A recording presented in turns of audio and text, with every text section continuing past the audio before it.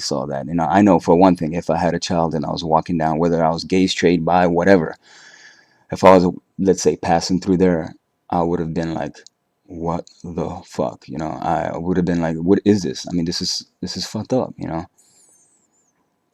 I'm not saying everybody was like that, but there was more than a few people like that going crazy, and with the S&M bondage gear, and it was just okay, okay. I understand. You want to do that and celebrate gay pride, fine. Do it in a private venue. There's nothing wrong with that. Absolutely nothing wrong with that. You know, we all have a kinky side. I have a kinky side. Everybody does. But there's a right place and a right time for everything. So whether it's Tucson, whether it's Phoenix, whether it's LA, Vegas, Philly, Miami, whatever, I don't know what it's like out there, but I know out here, I think there needs to be a little bit of reconstruction in the approach for the way certain things are run. So so yeah, that was one of the issues that I wanted to touch upon, and another issue I wanted to touch upon is some of I made this comment. I think it was on Facebook. It was a couple days ago, and it seemed to have riled a lot of people up. It went something like I said something like if you're at the club, you know, and a bartender is hooking you up with wonderful drinks the whole night, go ahead and tip them. Whether it's a dancer, whether it's a drag queen, whether it's DJ, whether it's the doorman keeping the troublemakers out, go ahead and tip them. There's nothing wrong with that, you know. And I stressed it, I stressed it to say you don't have to go broke to tipping them, You don't have to spend $1,000 and you know emptying all of your wallet on entertainers and bartenders and tipping the DJ and whatnot. But what I was trying to say is, and it wasn't even about me. It wasn't about me at all. It was basically about creating a positive, classy atmosphere where, if you have 8 or 9 singles on you at the beginning of the night, drop it on the bartenders. Especially them because they're working hard on hooking you up, and that helps everybody. That sets the mood for everything. Drop it on the drag queens. Drop it on the DJ. The music. That's very important. Drop it on the doorman.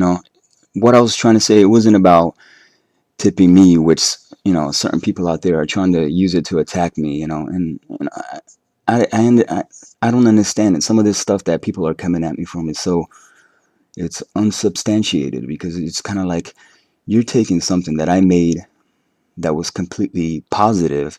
It was something to entice people to that's to behave in a certain way socially when they're out. That is conductive to bringing in money to a club, whether it's for everybody who works in the club, and turn it into something, an attack towards me, and they know who they are. I'm not one to name names, but they know who they are, and with a little bit of digging, I'm sure some of you guys will very well know who they are as well. uh, you have a lot of these young kids. They're progressive individuals with strong desire for change, but at the same time, they're almost like rebels without a cause, and they're so excited to make some changes and change everything. They buy a camera, and they let their ego already be light years ahead of their skill. It's like you have to step back a little bit, and you have to ask yourself, at the end of the day, sorry, at the end of the day, what are you really trying to accomplish? Is it bringing unity? And that's one thing that I want to see, because some of these young kids, and I've talked to them a lot of times before, they're like, oh, we don't give a damn about the older gay people.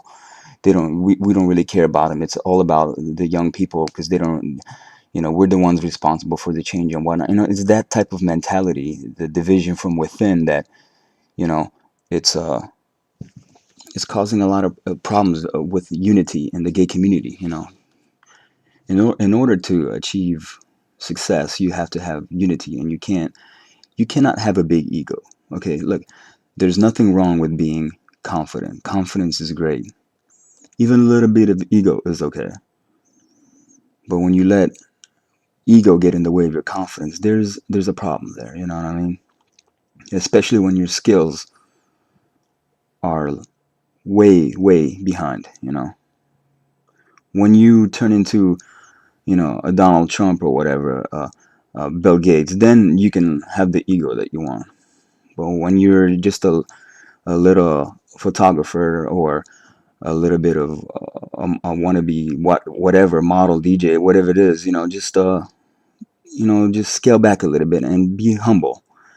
I think humility is a lost thing nowadays. Everybody is just so cocky, um so starving for attention. They forget that you know you have to have a little bit of humility. So with that said, I would just like to say that everything I say, is not meant to disrespect people. Everything that I say is always with the scope of um, just giving some insightful information, speaking my piece, just trying to help people out, because like I said, I come from a background growing up where I know what it's like to be discriminated against. Oh, you talk a certain way, you sound like Count Dracula when you talk. Oh, you sound like whatever, you can't pray in a certain place or whatever, it's and I understand what it's like. My family fought against that the whole life. It's part of the reasons why I'm here. So it's one thing that for me is very personal. When I say something with good intentions, and certain malicious people uh, take it the wrong way, and twist it and try to make it seem like, oh, Sergio versus another dancer, or Sergio is versus this. It's not about that, okay? Whatever drama you're trying to create is not working, because everybody who actually has gotten to know me and has been respectful towards me has found out that I'm a 100% respectful guy. There's nothing. I don't have a mean bone in my body. But there's one thing about me that I'm not, is I'm not a pushover. I don't think anybody should be a pushover. Um, that's one thing in life. I learned. There's gonna be a lot of people in this life who try to pretend like they're your real friend, and try to blow smoke up your ass. And when push comes to shove, unfortunately, a lot of times it's all talk. So when you stand up for yourself, it's a lot of them are like shocked by it. A lot of them are just kind of like, you just knock the wind out of them. They're like, oh my god. So what I would like to say is, stand up for what you believe in.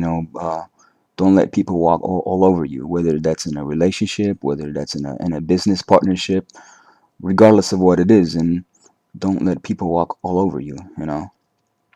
uh, and I want everybody in the gay community to do their part, to promote the the acceptance and the the perception of the gay community, because I think a lot of people have a gross misconception about the gay community.